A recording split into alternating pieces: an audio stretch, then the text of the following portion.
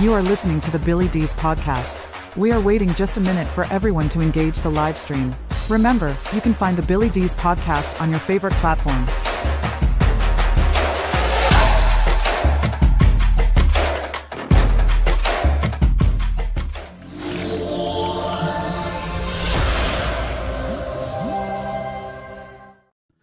All right. Well, hello, everyone, and welcome all of you on X. And we also stream to a number of other different platforms, Facebook being one of them, Rumble, some others. So welcome to everybody that's engaging the stream. We wait just a moment for the stream to lock on because sometimes people have to find it and refresh their app or whatever. So we'll give it just a few moments. Shamanisis is ready. Shaman, how are you? Woo-hoo. I'm great, Billy. Awesome. Yeah, loving this summer. Loving the summer. Yeah. Who doesn't? Oh, I love summer. I start dreading winter about July 4th. Oh, no. I'm the same way. As soon as it starts turning fall, I'm like, oh, no. Yes. Right there with you. Okay. We'll wait just a moment here and I'll just pause. Like Joe Biden says, pause. Oh, you're so bad. Okay, here we go. All right. Well, hello, everyone, and welcome to the podcast. As always, I am absolutely thrilled that you are here. If you've never checked us out before, we are primarily an interview and a commentary-based podcast. On Thursday nights, we go live. We do some commentary. We do some opinion talk. My co-host for that is Shamanisis. Shaman, welcome to the program. Thank you, Billy. I'm so glad to be here. It's always I'm loving that people are loving this. Yes. I got to say, response has been very good, both in terms of listens and views. Does very well on the podcast platforms. Several days after we go live, it does very well on the podcast platform. So very, very pleased with that. We record that separately. While we're recording, we bring in the live audience, kind of like a studio audience, and it's a lot of fun. Quite a bit to talk about today. We're going to talk a little bit about Biden, and we're also going to talk a little bit about. A week. He's having the whole family is. Yeah, and Dr. Fauci had an interesting week as well. We're going to talk about him.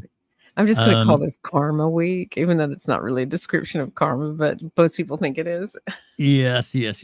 Let's start with D-Day. Okay. This is June 6th, and it's 80 years since D-Day took place. And as the regular listeners know, both Shaman and I are very much supporters of the services. And I would probably have to say that D-Day is probably one of the most pivotal moments of the last century. Yeah. Had that not gone well, had that invasion not gone well, I don't know if Hitler would have won. I'm going to say, knowing what we know now with his health and his sanity, probably not. However, the world map might very well be drawn differently today. So, that was portrayed in Saving Private Ryan at the beginning of the movie. That landing, is beautifully done, by the way. Yes, and that's a movie that you can watch any time. It's one of those ones I'll catch and I'll end up watching it for a while when it's on. Yeah, and what can you say about that whole event? And if you're not interested in World War II. My suggestion is read a little bit about it, watch some programs about it. Yeah. It's really amazing the amount of things that happened in that short period of years. And it was, go ahead. It was a huge deal. World War II, it was such a huge deal. And I'm so glad that they celebrated D-Day properly this year. Really gave the guys, because there's not many left. And I say guys because it was mostly men that went off and fought. All the women fought a different fight here at home.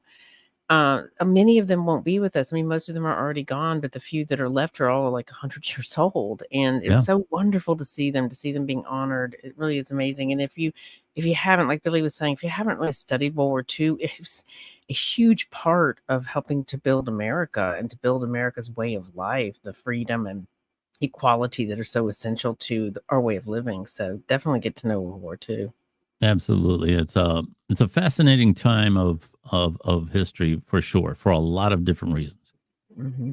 Now, as you said, there were special commemorations, easy for me to say, And this is kind of where we're going to talk about Biden. Oh, I have a very short clip, so and for the bad. audio audience, we will describe it because it's a visual thing. There's not really much to hear here, and I only have about a 10-second clip, so we'll hear. Well, here we go. I'll go ahead and play the clip. This is obviously President Biden. He's with Jill, and he is with the French President Emmanuel Macron, and his wife as well. I believe her name is Bridget. But anyway, they're standing there, and well, here we go. Here he is greeting Macron. Okay, and he's kind of looking around, and he starts to sit. Oh, he It looks goes like to he's sit. starting to sit. But then he kind of figures out, oh, there's no chair here, and it's not a good look. It's absolutely not a good look for the president of the United States. Yeah, you can't tell. I mean, I saw so many social media videos saying Biden went to go to the bathroom on the stage because you don't know what he's doing, and you can see Macron is very kind of thrown off and uncomfortable, like what's going on. And Jill Biden.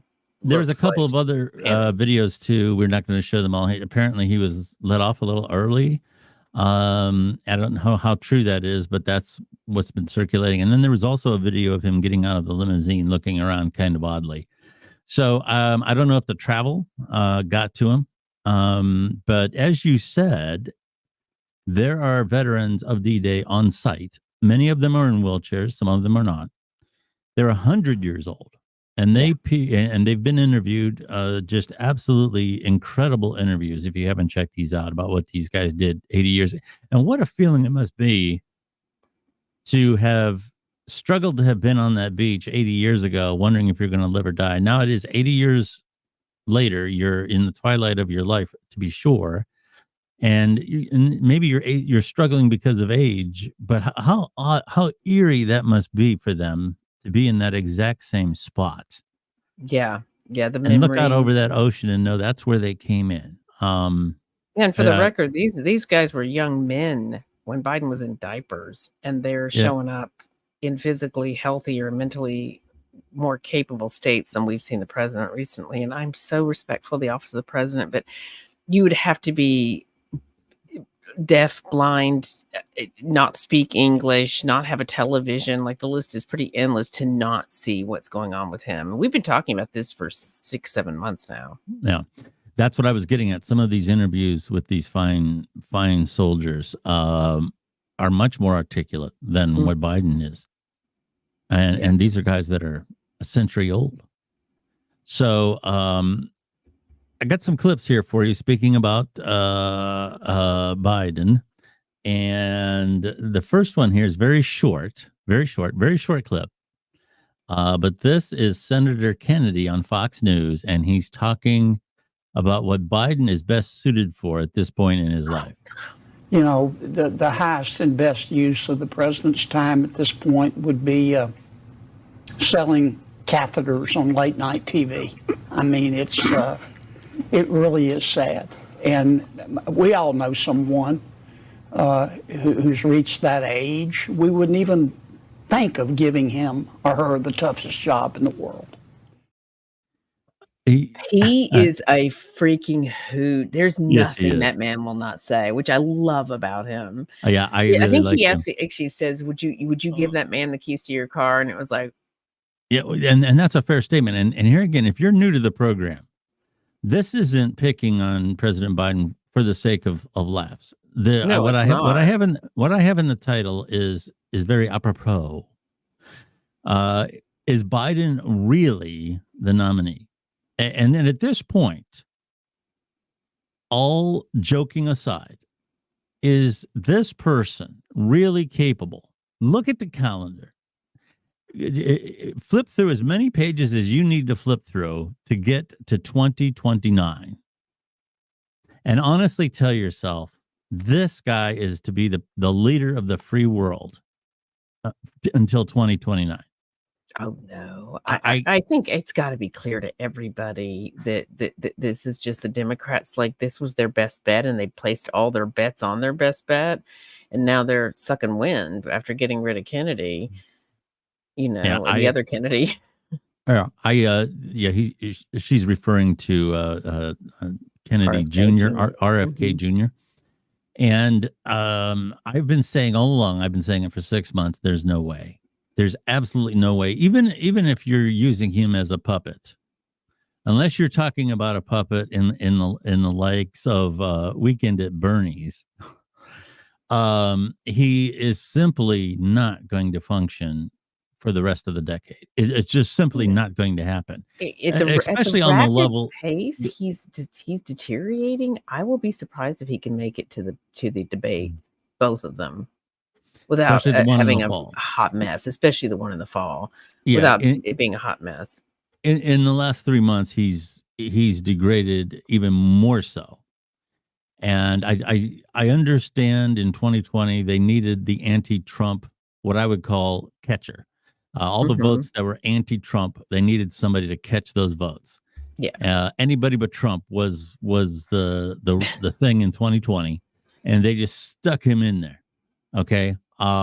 They could have put Vlad the Impaler in there, and he still would have won. And it was kind of like a one and done is what I'm speculating about. That's what everybody was saying when that election was happening. People were like, it's one and done. And it wasn't one and done. It's shaping up like it's going to be two, but I don't believe it. Vivek Ramaswamy says, don't believe it. There's a number of other people who are with me on this. I can't believe that he is going to be the nominee. I just can't believe it. Even as a puppet, I can't see how this guy is going to hold up.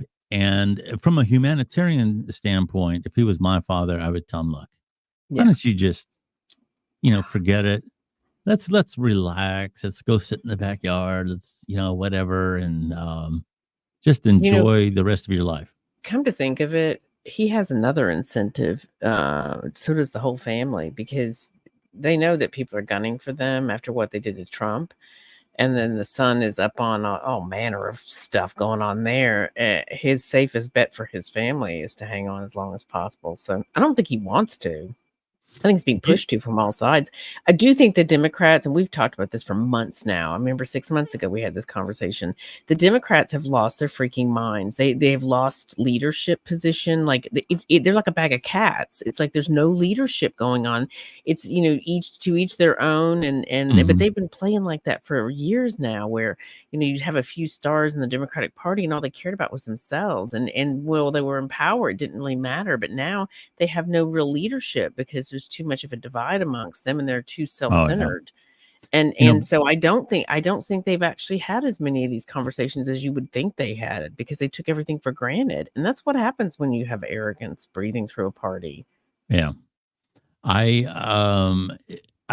caught a clip of Bill O'Reilly. Remember him? He does this thing online now, and he actually brought up an excellent point.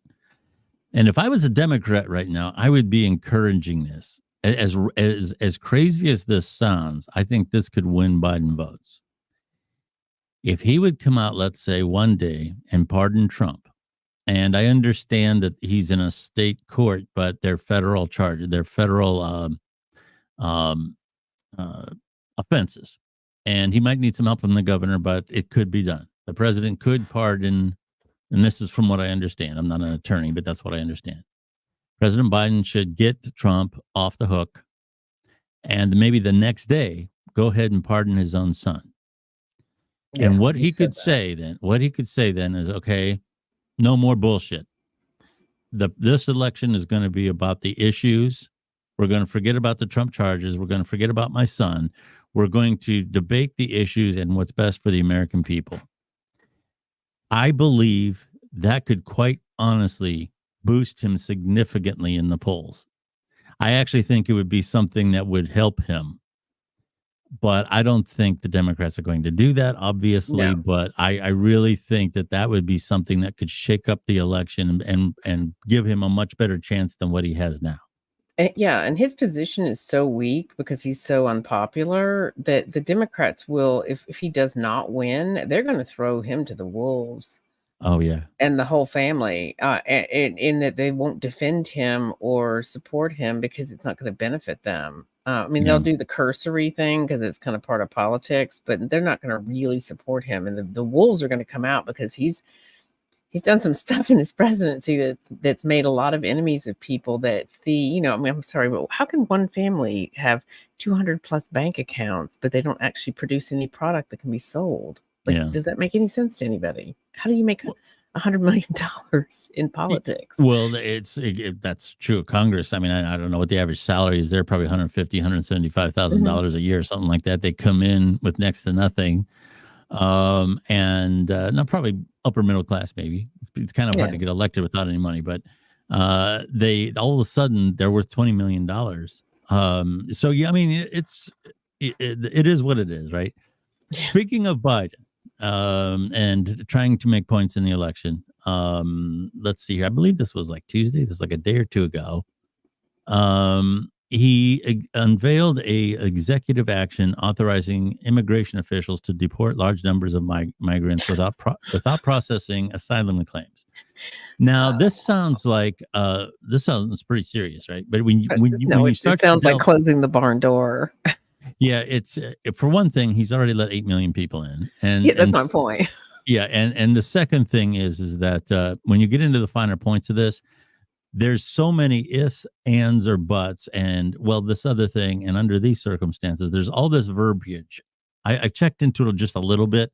It's really not that much of an action. It's something that he's doing because he suddenly realized that the border is an issue, and we're going to go back to Senator Kennedy on this. Oh, they've known that. They didn't care. They were trying to get in as many people as possible that they thought would replace the voters that they needed. Honestly, I swear that's my guesstimate there. But also too, after what happened with Trump, and he raised over $50 million in 24 hours, and the Republican Party raised $150 million in the month of May. Yeah. And they started to see all the videos of people on the Bronx rally of like 10,000 people or however many it was. They really had a bitch slap from the American people saying, enough of your, do nothing talk. And so this is just a show. Yeah.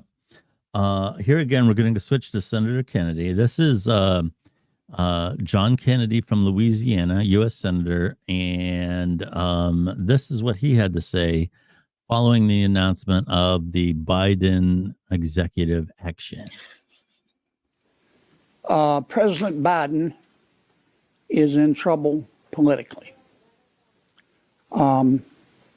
He's polling right up there with fungal infections.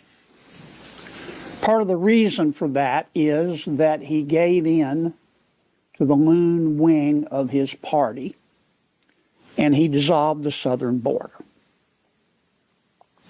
Now, 5 months before an election, he has to appear to be willing to do something about it, hence this executive order.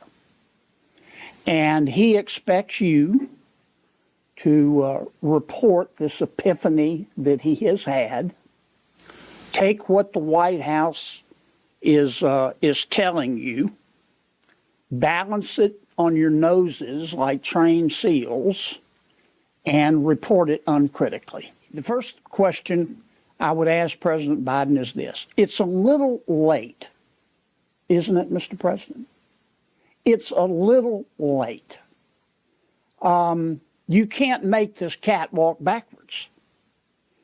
The president's border policies have allowed 8 million people to come into our country illegally. If you try to come into our country today legally, you are a sucker. You are a sucker. All you have to do is present yourself at the southern border. So he's not wrong. No, he's not wrong, but he has a way of putting things that it's so Louisiana. Southerners can say the most absurd statements and you just eat them up. Yeah, there's something about that Southern swag, that the Southern sensibilities is what I call them. Mm-hmm. He's definitely got those Southern sensibilities, and he rolls it into a routine just like a stand-up comedian would. Oh, absolutely. And it's very effective. It is very effective. And this whole thing with the border here again, I believe it was him. He put this in a way that I think is very practical. Mm-hmm. He said, you lock your door at night, and you lock your door at night, not because you hate everybody else in the world. You lock your door at night because you don't want anybody coming into where you live until you have a chance to find out who they are. It's really... I love that because it's so true. It's, I don't think most Americans do not have a problem with immigration.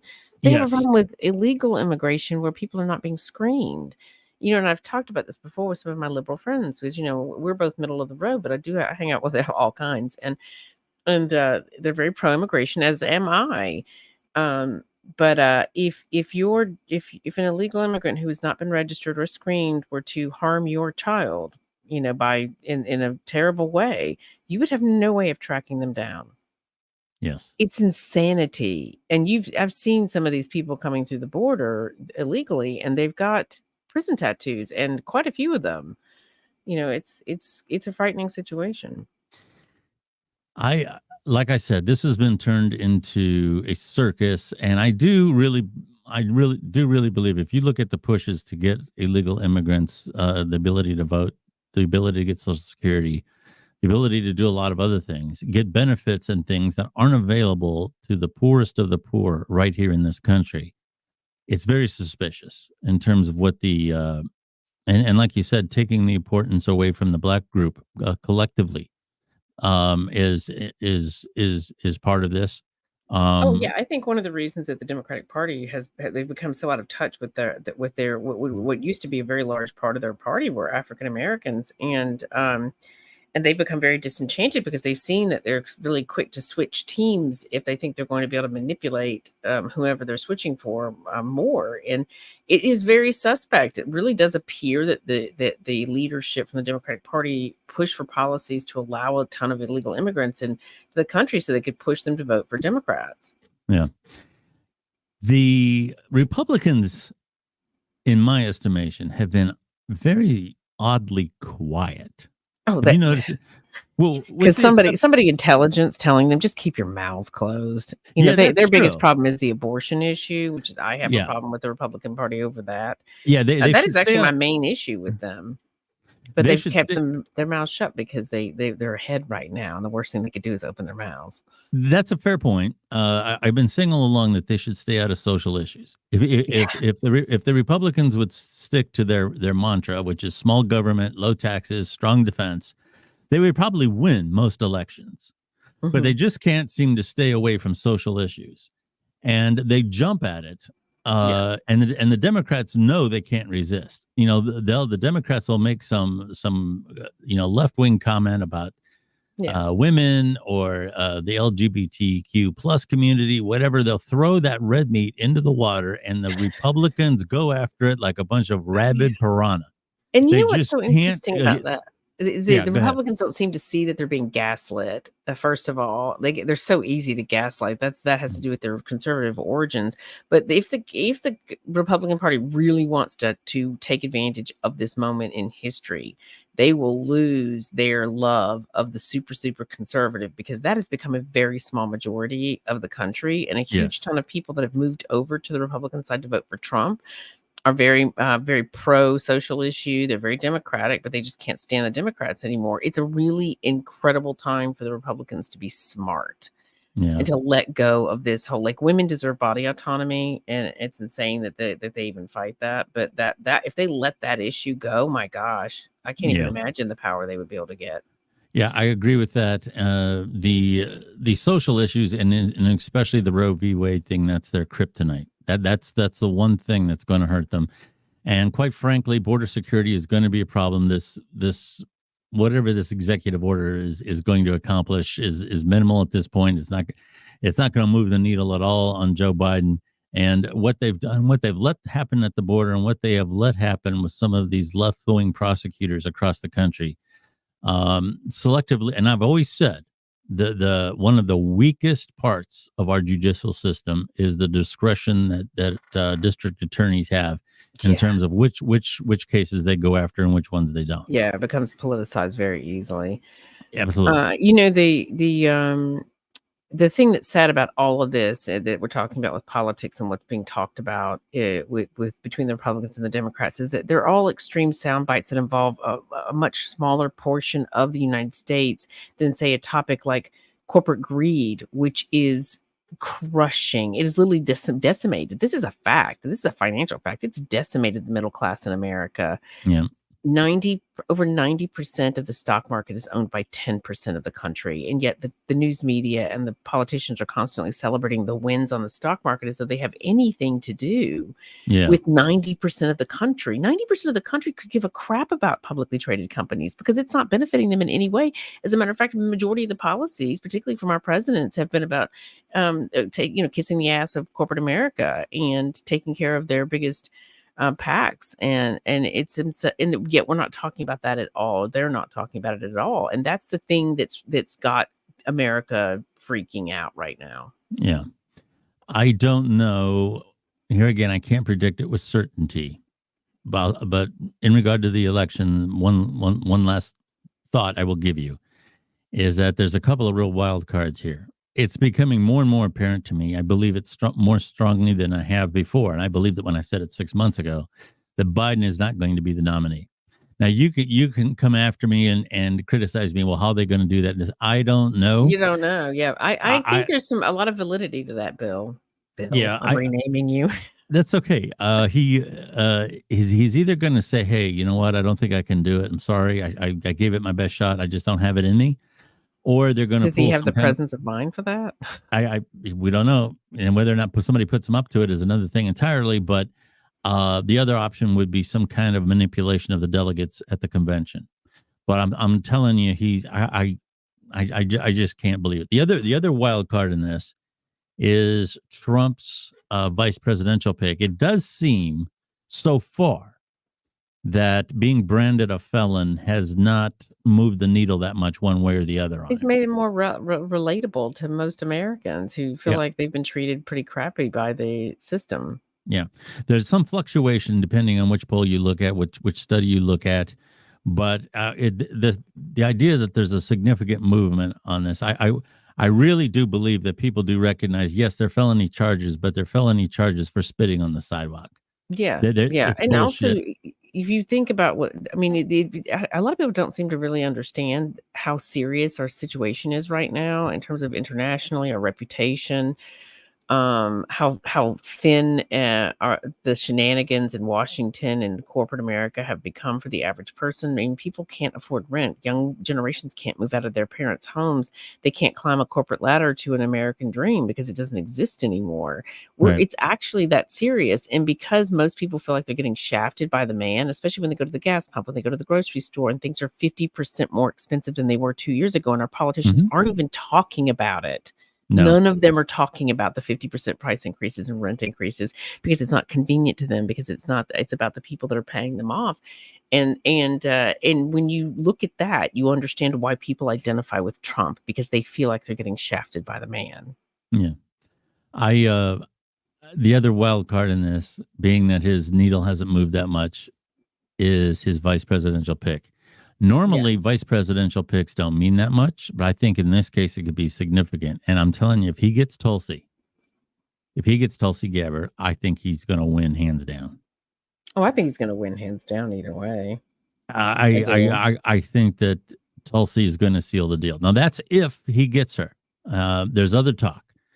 There's other talk that to get more support in the Republican Party, because he doesn't have enthusiastic support through and through with the Republicans. I think that $150 million he raised last month has turned his quite a few people in the party in his favor. I'm sure, but for those never Trumpers who are Republicans, what's her name? Marjorie? Nikki Haley. No, Nikki Haley. The one that was. Oh yeah, she's being whispered about, which I think is really and being that they were mortal enemies almost. I know. But in politics, that happens. You get into bed with whoever you need to get in bed with and get it done. Okay. Yeah. And Nikki Haley would bring a lot of the Republicans who are never Trumpers alive a little bit. So that's another option. But I really think Tulsi, it's going to be unstoppable. Yeah, And I don't know if go she's. ahead. I don't know if she wants to incinerate her career quite like that. I mean, I like Trump. I do. I think he's. I think he's been much more a friend of the regular person for much longer than he gets credit for. Yeah. But he can be wild, and I think for people who are career politicians who've been in the game for a really long time, they're more careful about aligning because they don't want to incinerate their future. Yeah. But I would have agreed with that, and I still do agree with that. I agreed with it more 6 weeks ago. yeah, But now that this money's been raised, and it just seems like that ball is rolling down the hill and it's getting bigger and bigger, I really think she might. But yeah, here again, awesome. that pick is going to be critical regardless of who it is. I really think it's probably going to be a woman. So I've heard some of the male candidates being tossed around. None of them really grab me. They just seem like other white dudes. More white dudes. It's so true. So yeah. Speaking of all white dudes, Meta, really? An all white advisory board for your ethics panel? Come on. Sorry, I just had to slip that in. Yeah, that's fine. Meta is better. Here's one Republican that doesn't stay quiet, and I'm talking about Marjorie Taylor Greene, Congresswoman. She's from Georgia. She's from Georgia. I believe she's from the 14th district. Dr. Fauci. It's been so much fun to watch him sitting in the hot seat. And I just hope it gets hotter. Shaman, if you don't know, is all about, health and wellness and all this other good stuff. So I know that, and of course she's from New York, where a lot of that craziness really went off the rails. So anyway, this is Marjorie Taylor Greene talking to her good friend, and as Jimmy Kimmel would say, an American hero. Here's Jimmy Kimmel, the ass kisser. Yeah, here we go. NIH scientists made $710 million in royalties from drug makers, a fact that's been hidden. Let's talk about the fact about, is it right for scientists and doctors getting paid by the American people, government taxpayer paychecks, to get patents where they're paid millions and hundreds of millions of dollars in royalty fees?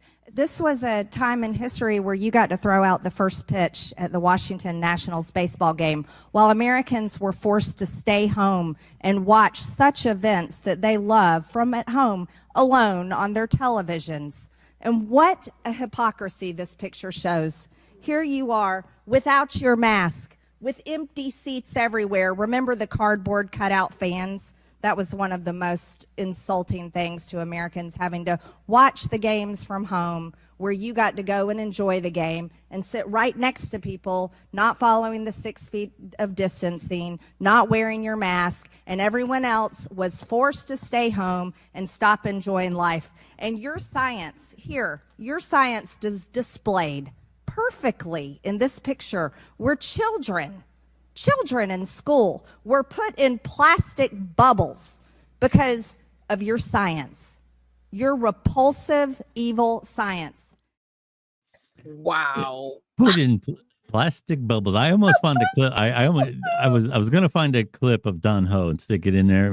Tiny bubbles. Tiny bubbles. It's terrible that she had to show those pictures, especially that last picture, which I don't know if when they were doing all of that. And this is when I got really. I had for those of you who don't know, I had a big spiritual awakening back in 2019, but in 2020, what really sent me into over whatever you want, with whatever the word is, overdrive, was watching what was happening and not hearing conversation about thalidomide babies, because I grew up with them, and watching these decisions being made that didn't actually make sense to me based on my decades of experience. And I recognize patterns, and I was like, do people not understand the damage that we're doing to these younger generations who are going to have a form of PTSD because of some of the things that happen? And there he is, swinging his big whatever around, being Mr. Big Guy for years on end, and acting like a fucking Napoleon. And he deserves every single thing that he has coming to him right now. I hope that seat he's sitting in just burns the shit out of his backside. Sorry, that's the Southern in me coming out. That's okay. RFK Jr., who I probably just should say this about the election. If if there's a switch out with the Democrats, which I believe that's highly likely with Biden, and if Trump would happen to land a rock star like Tulsi as vice president, I really think that's going to be a big problem for RFK Jr. Yeah. He's already in trouble. Yeah, and but getting back to Fauci, he wrote a book called what was it? The real Dr. Fauci? That was the title. Yeah, what was the title? Was it the real Dr. Fauci? Is that what it was? That doesn't surprise me. Of course, he would use his own name twice on the cover. Yeah. But anyway, this book that he wrote about Dr. Fauci is, and I may be wrong on the title. You mean Kennedy's book? I'm sorry. Yes. I thought you were about Fauci doing a book with his own name. No. Okay, go ahead. Kennedy's book, and I believe it was the real Dr. Fauci. I could be wrong on that, but that's something like that. Very well documented book. I did briefly go through some of it. I didn't read the whole thing, but what impressed me was the documentation. Yeah. I mean, this was everything that is brought up is documented with references and everything. Yeah. And he was labeled a quack during that entire book tour by mass media for things that are now being shown to be true in Congress. Yeah. I know I have a lot of Kennedy supporters that watch this program. We do, actually. And I know that they're going to get pissed when they hear us say that he's in trouble, but it's the truth. His poll numbers are fluctuating depending on which poll you look at. I know that every time a negative poll comes out, the Kennedy supporters come out with one that's positive. And there's an old saying that figures don't lie, but liars figure. So there's a threshold there that you have to take with any type of statistics. Yeah. But with that being said, it does appear that he has not moved significantly up in a while. I do think that a great injustice was done to him. I've mentioned before about the Secret Service. There was apparently a very credible threat that on the anniversary of his father's assassination, which was RFK, that was in 1968, that somebody else was going to get him. And it was very credible. And it was, from what I understand, it was very frightening. And the Biden administration still did not give him Secret Service protection. And I'll tell you, if you honestly were going to tell me that Biden's a better person than Trump, that's fine. That's your opinion. But I'll tell you, that is really shitty. Oh, yeah. It really makes him look weak because it makes him look threatened. That's what nobody seems to understand about those optics. They don't want to give it to him because they don't want him to look like a threat. But not giving it to him actually makes you look threatened, which is kind of an interesting dichotomy. Yeah, so I think that's out and out shitty to deny a Kennedy. Yes, and I'll say it again. That who's Kennedy, running for president? Yes, and who's certainly a viable candidate. Like I said, if I had to make a prediction, I'd say he's probably not going to win, but he's viable. It could happen. He's the dark horse. I will say, for those of you who are listening, I'm a huge fan of his. I really am. I think he's been a real powerhouse in bringing the truth of a lot of things to the surface. Without him fighting in Washington and sharing this book that Billy's talking about, I'm not sure if we would have Fauci sitting in that seat. But you know what you don't want more of? You don't want more news and live streams telling you what you want to hear. You want real honest conversation, because then you can actually address issues. You can't address issues if people won't actually speak the truth about them. And he hasn't risen back up in a little bit. And, perhaps this will rally his fans. I would like to see him in the debates, but it's probably, this first round is probably not going to happen, maybe in the fall. That's more debatable whether he deserves to be in there based upon the poll results. And we won't get into that right now, but I do think it's absolutely horrendous that President Biden has denied him Secret Service protection. And here again, there's no rule about this. I know people say, well, he's not this and that. This is a guy who is well known. He's known across the world. He's running for president. He has a lot of supporters. I spend a lot of time in some of these spaces on X about RFK. There's a lot of, and I will say this about the RFK people on X, and if you're not familiar, X provides these audio forums where people can have these presentations and these discussions, depending on how it's managed by the host. And the RFK spaces are very intellectual. You go into some of these left-wing ones that are Democratic supporters, and you go into some of these right-wing ones, they're off the rails. The RFK spaces that I have been in have been tremendously intellectual, very well done, very respectful people. And I don't doubt that his support is among a very solid group of citizens. Mhm. And but here again, you could debate whether or not he belongs in the debates, put it that way. But to deny him Secret Service protection is an abomination, and that to me disqualifies President Biden right then and there. And you can't tell me that politics don't play a role in his decisions. Oh God! I mean, it's I'm sorry, but how does one family have 200 and something bank accounts and a ton of millions in the bank? Come on. Yeah. And he was a goof when he was young. There's some sketchy stuff going on. He was a goof when he was young, and he's a bigger goof now that he's gotten older. My disdain for Biden over the last 6 months, I was never a Biden fan to begin with. We could get into the argument about, well, was Trump any better?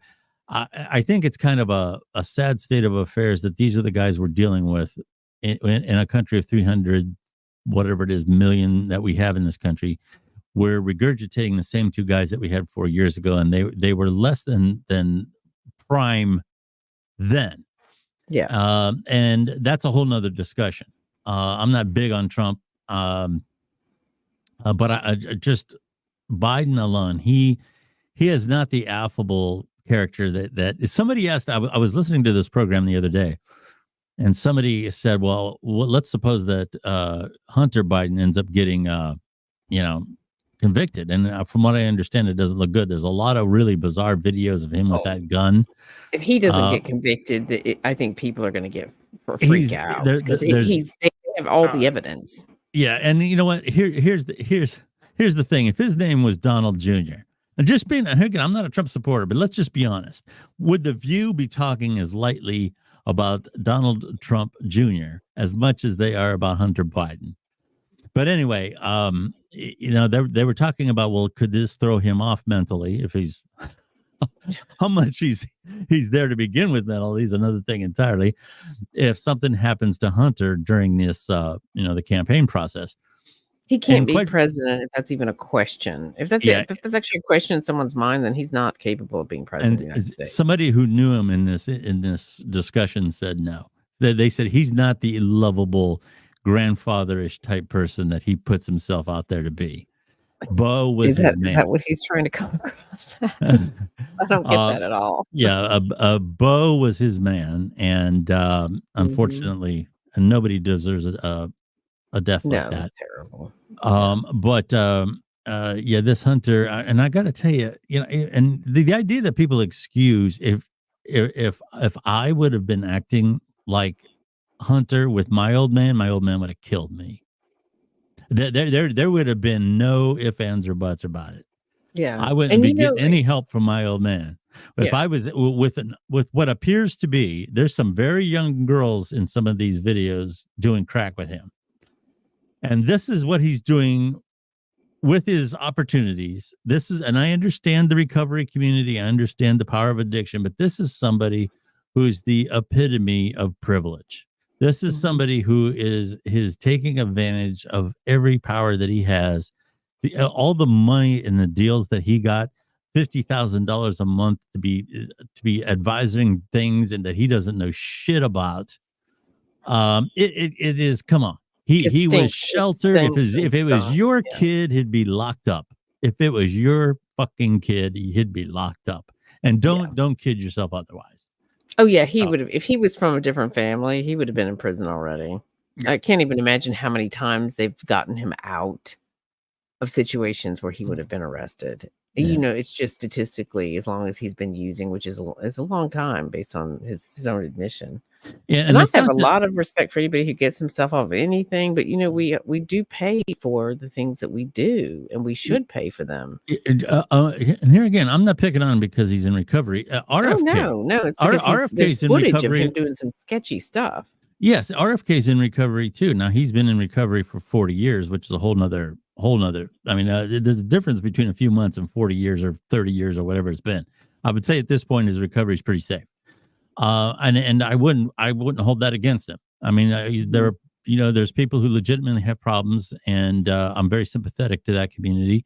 I volunteer for some things here in Ohio for people who we've had a real addiction problem here in Ohio. I want to be very clear, but he's gotten away with stuff on the periphery of this that has all to do with privilege. These young girls, the gun charges. What in the hell was he doing buying a gun to begin with?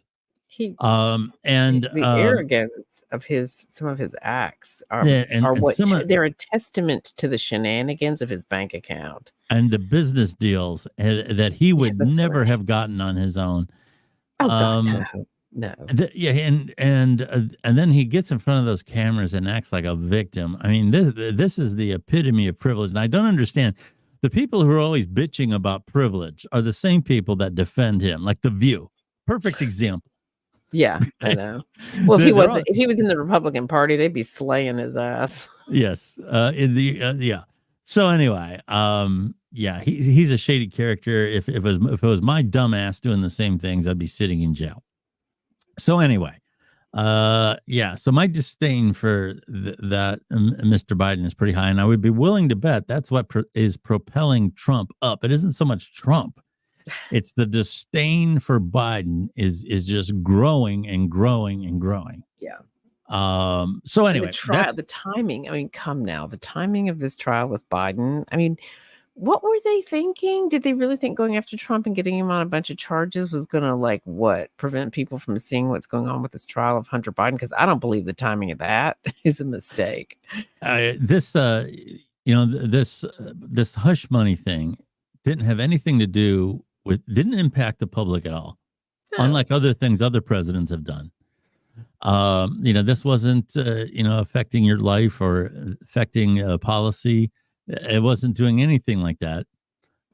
It is just one step up from a misdemeanor as far as felonies go. This was nothing but to brand him as a felon. That's hoping that would hurt his poll numbers. That's all this was about. Yeah. And here again, I'm not defending Trump. I'm just telling you, these are the type of charges that they've come up with. They're first tier on the ladder of felony, just above what a misdemeanor is. What did I tell you 6 months ago? I said every single time they go after him, everything they do to him, if she just builds him up and makes him more popular, and then they had to go and make him a felon. And I'm kind of unclear how this became an everyday topic. Now the whole point of it was hush money, right? Well, how come people didn't stay hushed? And it predated. I mean, it's hush money from before. The timeline is actually up. Like the creativity used to get Trump on something is actually quite epic, and I'm sure historians will be writing about it for years to come. Yeah, it'll all unravel. The truth will out. The truth of how all of that came about, the judge who wasn't really a judge in that group, who should have never been assigned. The daughter works the Democratic Party, is taking in millions of dollars. Oh, yeah. I mean, come on, it's all going to fall apart, and especially if Trump goes into power. Yeah, the whole thing stinks to high heaven.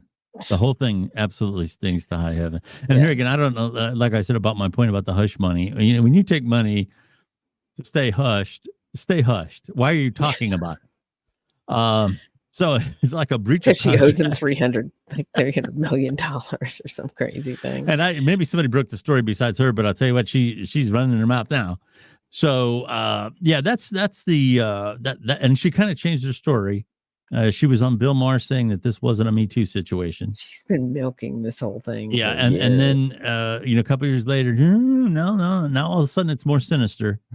Yeah. So this And Yeah. I'm very anti-human trafficking. I'm very much about, dealing. My sister was a victim of human trafficking, so I take it all very seriously. But I know Sure. when somebody's spinning something repeatedly to make a living off of it, and that's Yeah. what that's all about. We'll see. Mhm. Thanks for listening to our program today, Shaman. Before we go, do you want to give a little shout out, well, not a shout out, but a synopsis of what you've been into lately? I know you got a new book coming out, the whole thing. Yeah, I'm excited. Citizen journalist. I just did a great interview about AI. I've got another one about AI coming out on Tuesday. The podcast is apparently hit on Apple, which is exciting. I've got a new book called A New American Dream, which shares a vision for how to make America, the beautiful, inspiring land that it was a few years ago again. And so I'm excited about that. It hit #1 in new releases, and that comes out September 7th. So go check out soultechfoundation.org and Shamanisis to learn more about me and find me on social media. Absolutely. We certainly will. Billy Dees right here. You can find me on X and the former Twitter at Billy Dees. Really easy to find. That's kind of like my social media home. I really like the trending and the all the live action stuff that happens on X. It's a great place to be. You can find the Billy Dees podcast pretty much anywhere podcasts are found. We are on all the major platforms. And do check us out. In the playlist, my most recent author interview is with Ed Friedman. This is for HO Press, Shorehouse Books. Great interview. He's got a book out and a great nonprofit, which makes the practice of the arts, whether it be acting or whatever, accessible to older folks to keep their minds active. I just think that's a great cause. I mean, that is just wonderful. I love that. I love that too. So, okay, Shaman and I will be back next Thursday as the season heats up, and we might be doing some more programs in addition to the Thursdays. Shamanisis is very popular on TikTok, and I might be joining her for some lives coming up. So if you follow her on, what is your TikTok handle? At Shamanisis. Oh, okay, it's the same. Okay, good. Yeah. There's a few times I tried to tag you, and it wouldn't take your name. So I didn't know what that was about. Yeah, strange. Interesting. Yeah, no, I think I'll explain it to you. I think I know what it is. Okay, well, that's good. We'll fix All right. it. We'll fix it. We'll get it taken care of. Thank you very much for listening, folks. We really appreciate your kind attention, and we will talk to you again next week. Bye. Thank you for listening to the Billy Dees podcast. Follow Billy Dees on X at Billy Dees for updates about the program.